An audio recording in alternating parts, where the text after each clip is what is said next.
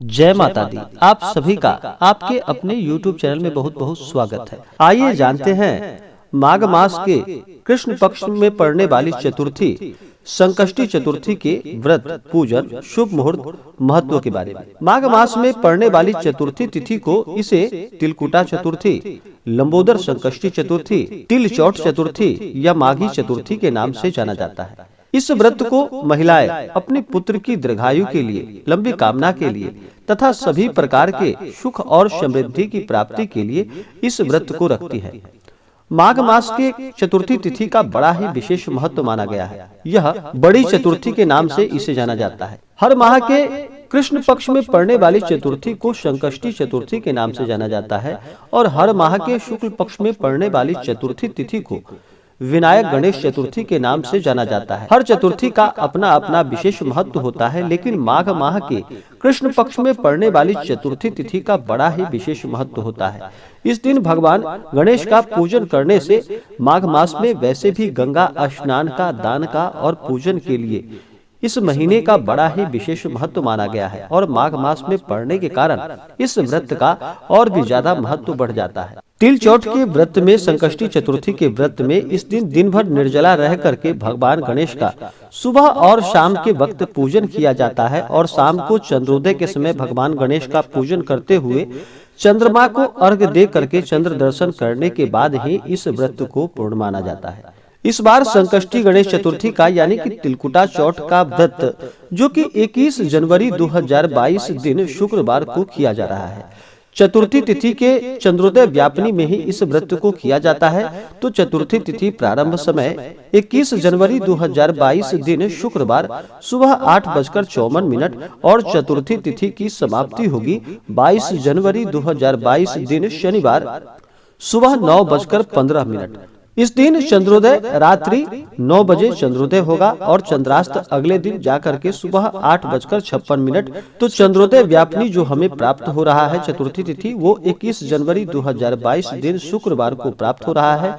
तो शुक्रवार 21 जनवरी को इस व्रत को रखा जाएगा और चंद्र दर्शन करते हुए रात्रि में इस व्रत को फिर पूर्ण करना चाहिए। इसके बाद ही मीठा भोजन ग्रहण करना चाहिए। जो भी चतुर्थी का व्रत करते हैं, तिल चौठ का व्रत करते हैं, उन्हें चाहिए कि इस दिन सुबह ब्रह्म मुहूर्त में उठ करके नित्य क्रियाओं से निवृत्त हो करके गंगा नदी में या घर के नहाने के जल में थोड़ा सा गंगा जल मिला करके स्नान करना चाहिए, शुद्ध वस्त्र धारण करना चाहिए और फिर व्रत का संकल्प लेना चाहिए कि हे भगवान गणेश, हे विघ्न विनाशक, आज मैं आपके संकष्टी चतुर्थी तिलकुटा चौथ का व्रत करने जा रहा हूँ या करने जा रही हूँ। इस प्रकार से भगवान से प्रार्थना करनी चाहिए। आपके मन में जो भी इच्छा हो, जो भी कामना हो, वह प्रभु से कहनी चाहिए और दिन भर व्रत उपवास रहते हुए सबसे पहले तो भगवान का एक समय सवेरे पूजन करे और फिर शाम को जब चंद्रोदय हो तो उस समय भगवान का पूजन करे। उसके बाद ही चंद्रदेव को अर्घ्य प्रदान करे, उन्हें धूप दीप दिखाएं तो लाभकारी होता है। इस दिन भगवान गणेश का पूजन के लिए एक अच्छा सा जगह ले, उस जगह को अच्छे से पवित्र करके वहाँ पे एक चौकी लगाए। चौकी पे लाल कपड़ा बिछा करके वहाँ पे भगवान गणेश का फोटो या प्रतिमा रख करके पूजन करे और कलश स्थापन करते हैं तो कलश स्थापित करे। सबसे पहले किसी भी कार्य में भगवान गणेश का पूजन किया जाता है तो भगवान गणेश का पूजन कर ले। उसके बाद कलशाधिष्ठात्री देवता यानी कि कलश का पूजन करे। उसके बाद फिर दिन में पूजन होने पर सूर्यादि पंच देवता का पूजन करना चाहिए। रात्रि में पूजन होने पर गणपति आदि पंच देवता का पूजन करना चाहिए। उसके बाद नवग्रह इंद्रादि 10 दिक्पाल देवता का पूजन करना चाहिए। देवी दुर्गा का पूजन करना चाहिए। उसके बाद फिर भगवान गणेश का पूजन करना चाहिए। इससे पुण्य फलों की प्राप्ति होती है। भगवान गणेश को विशेष करके उनका जल से अभिषेक करे। भगवान गणेश का पंचामृत से अभिषेक करे। शुद्ध गंगा जल भगवान गणेश के ऊपर चढ़ाए, उनके ऊपर वस्त्र चढ़ाए, पीला वस्त्र या लाल वस्त्र भगवान गणेश को अर्पित करे, यज्ञोपवीत चढ़ाए। उसके बाद अक्षत, चंदन, पुष्पों की माला भगवान गणेश को अर्पित करे। भगवान गणेश को सिंदूर अति प्रिय है तो उन्हें सिंदूर चढ़ाए और उसके बाद दुर्वा दल भगवान गणेश को अवश्य ही चढ़ाए। भगवान गणेश के पूजन में तुलसी दल का प्रयोग नहीं करना चाहिए। भगवान गणेश के खास करके पूजन में उनको भोग भी लगाना हो तो तुलसी की जगह उन्हें दुर्वा दल लगा करके उसके बाद ही भोग लगाना चाहिए। तो भगवान को दुर्वा दल अवश्य ही चढ़ाए, यह बड़ा ही लाभकारी होता है। भगवान गणेश इससे प्रसन्न होते हैं।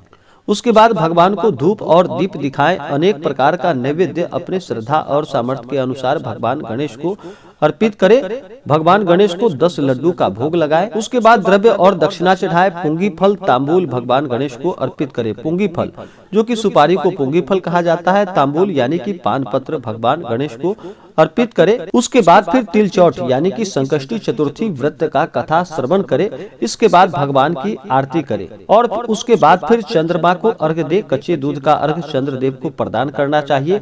उसके बाद अक्षत चंदन पुष्प चढ़ाना चाहिए। धूप दीप दिखाना चाहिए और भगवान गणेश से अपने सभी मंगल कामनाओं के लिए उनसे प्रार्थना करनी चाहिए। हमारे घर में सभी स्वस्थ हों, सभी खुशहाल रहें और हमें सभी प्रकार के सुख और समृद्धि की प्राप्ति हो। इस प्रकार से जो भी आपकी कामना हो चंद्रदेव से अवश्य ही प्रार्थना करें। भगवान गणेश से प्रार्थना करें और चंद्र दर्शन करने के बाद ही इस व्रत को पूर्ण माना जाता है। किसी भी प्रकार के व्रत में नियम और निष्ठा का पालन करना चाहिए। व्रत के दौरान ब्रह्मचर्य का पालन करना चाहिए। किसी के ऊपर क्रोध बिल्कुल भी नहीं करना चाहिए। अपने मन में किसी के प्रति ईर्ष्या या द्वेष का भाव नहीं लाना चाहिए। महिलाओं का सदा ही आदर और सम्मान करना चाहिए। जहाँ पर महिलाओं का आदर और सम्मान होता है वहाँ पर माता स्थिर लक्ष्मी का वास होता है और जहाँ पर महिलाओं का अपमान होता है वहाँ से माता स्थिर लक्ष्मी रुष्ट होकर चली जाती है। तो महिलाओं का कभी भी अपमान नहीं करना चाहिए। सदा ही धर्म कर्म का कार्य करना चाहिए। भजन कीर्तन करना चाहिए। इस दिन भगवान गणेश के नाम का जप करना चाहिए। ओम गंग गणपतये नमः या ओम भालचंद्राय नमः, ओम लंबोदराय नमः। इन मंत्रों का जप करना चाहिए। स्त्रियां केवल नाम जप करे। स्त्रियां ओम का उच्चारण ना करे। ओम के जगह श्री गणेशाय नमः ऐसे कह करके भगवान गणेश का जप करना चाहिए स्त्रियों को। उसके बाद पूजन समाप्ति करके सभी को प्रसाद वितरित करे। उसके बाद स्वयं भी प्रसाद ग्रहण करे। उसके बाद अगले दिन जाकर के सुबह उठ करके स्नान करके शुद्ध वस्त्र धारण करके भगवान सूर्य देव को अर्घ्य प्रदान करे। भगवान गणेश का आरती कर ले। उसके बाद ब्राह्मणों को भोजन कराए। ब्राह्मणों को द्रव्य दक्षिणा प्रदान करे तो यह बड़ा ही लाभकारी होता है। वैसे संकष्टी चतुर्थी के व्रत में दिन भर व्रत उपवास रह करके पूजन किया जाता है और चंद्र दर्शन के बाद आप भोजन ग्रहण कर सकते हैं। बहुत से जगहों पर अपने अपने नियम के अनुसार लोग करते हैं। बहुत से जगहों पर अगले दिन जाकर के भोजन करते हैं। तो आप अपने अनुसार देख ले आप किस प्रकार से चंद्र दर्शन के बाद भी आप एक समय मीठा भोजन ग्रहण कर सकते हैं। तो आशा करता हूँ कि जानकारी आपको अच्छा लगा हो। ऐसे ही जानकारियाँ प्राप्त करते रहने के लिए हमारे इस चैनल को लाल बटन दबा करके सब्सक्राइब करें। साथ में बेल आइकन घंटी को दबाना न भूले ताकि मेरे वीडियो का नोटिफिकेशन आपको समय से मिलता रहे। वीडियो को लाइक करें, शेयर करें। जय माता दी। धन्यवाद।